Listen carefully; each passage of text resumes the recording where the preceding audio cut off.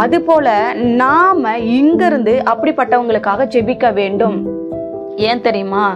ஒன்றும் இல்லைங்க, வேற ஊரு, வேற மதம், வேற ஊரு, வேற மொழி, வேற காரியமா இருந்தாலும், நாடாவே இருந்தாலும் நம்ம எல்லாரும் இயேசு என்கிற ஒரு தகப்பனுடைய பிள்ளைகள். அவங்க எல்லாம் நமக்கு சகோதர சகோதரிகள், நம்முடைய பிள்ளைகள் மாதிரி. நம்ம என்ன பண்ணணும்? அவங்களுக்காக ஜெபிக்கணும். வேதத்தில் அப்படிதான் சொல்லப்பட்டிருக்கிறது. பரலோகத்துக்கும் பூலோகத்துக்கும் முழு நாமக்காரனராகிய இயேசு கிறிஸ்துன்னு சொல்லப்பட்டிருக்கு. அப்போ அவர் ஒருதான். பரலோகத்துல இருக்கிற எல்லாருக்கும் அவர் தான் தகப்பன், பூலோகத்துல இருக்கிற எல்லாருக்கும் அவர் தான் தகப்பன். நம்ம எல்லாருக்கும், எல்லா நாட்டில் இருக்கிற கிறிஸ்தவர்களுக்கும் அவர்தான் தகப்பன். ஏன்னா நம்ம எல்லாருக்காகவும் இயேசு என்ற அந்த ஒருவருடைய ரத்தம் தான் சிந்தப்பட்டிருக்கிறது. அந்த ஒருவருடைய ரத்தத்தினால்தான் எல்லாரும் மீட்கப்பட்டிருக்கிறோம். ஆகையினால நம்ம எல்லாருமே நம்முடைய இனத்தாருக்காக ஜெபிக்க வேண்டியது கடமையா இருக்கிறது.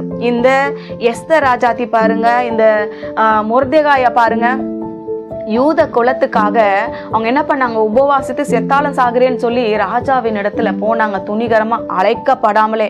அப்படி நாம என்ன பண்ணணும்? நம்மளுடைய கிறிஸ்தவ மக்களுக்காக திறப்புல நின்று கர்த்தரிடத்துல மன்றாட வேண்டும். நெகேமியாவை போல மன்றாட வேண்டும். எனவே நம்ம எல்லாரும் ஒன்று கூடி ஒவ்வொரு நாளும் குடும்ப ஜெபத்துல, தனி ஜெபத்துல, நம்ம சபை மக்கள் உபவாச ஜெபத்துல, எல்லா இடத்துலையும் கூடி இப்படிப்பட்ட ஜனங்களுக்காக நம்ம ஜெபிக்கலாம். ஒரு சில விஷயங்கள் தான் இப்போ செல்போன் வந்ததுனால எல்லாம் ஒரு சில போடுறாங்க. எத்தனையோ விஷயங்கள் நம்ம கண்ணுக்கு தெரியாம, காதுக்கு கேட்காம, ரகசியமா நடந்து கொண்டுதான் இருக்குது. எத்தனையோ கிறிஸ்தவர்கள் உபத்திரவங்களை அனுபவித்து கொண்டுதான் இருக்கிறார்கள். ஆனா நாம இங்க நல்லா நிம்மதியா, நல்லா செல்போன் பாக்குறோம், நல்லா சாப்பிட்றோம், சிக்கன் மட்டன் வாங்கி சமைச்சு நிம்மதியா இருக்கிறோம்.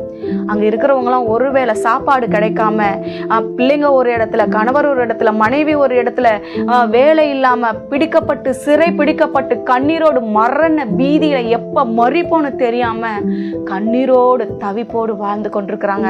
அவங்களுக்காக நம்ம ஒவ்வொரு நாளும் ஜெபிக்க வேண்டியது நம்முடைய கடமையா இருக்கிறது. தேவ பிள்ளைகளை, இவர்களை மட்டும் மறந்து விடாதிருங்க. எத்தனையோ காரியங்கள், நீங்க ஒவ்வொரு காரியங்களை நீங்க ஜெபிக்கும் பொழுது ஒருவேளை கர்த்தரே கூட உங்களுக்கு ஆவியில வெளிப்படுத்துகிற தேவனா இருப்பார். நீங்க அந்த வெளிப்படுத்துகிற காரியங்களுக்கு கட்டாயமாக ஜெபம் பண்ணுங்க. விடிகாலையில 2 மணிக்கோ 3 மணிக்கோ உங்களை எழுப்புறாருன்னா, உங்களை ஏதோ ஒரு முக்கியமான காரியத்துக்காக ஜெபிக்க எழுப்புறாருன்னு அர்த்தம், ஏவுறாருன்னு அர்த்தம். எழுந்து முழங்கால் படியிடுங்க. தூக்கம் வருது, ஏசப்பா சாரி ஏசப்பா, அப்புறம் எழுந்துக்கிற ஏசப்பா, நாளைக்கு எழுந்துக்கிற ஏசப்பான்னு சொல்லி தள்ளி போடாம அவர் எழுப்பும் போது தயவா எழுந்து ஜெபத்துல கலந்து கொள்ளும்படி உங்க கருத்துல ஒப்பு கொடுக்கிறேன். நீங்க எல்லாரும், நீங்க நம்ம சபை மக்கள், கிறிஸ்தவர்கள் எல்லாரும் ஒன்று கூடி ஜெபிப்போம்.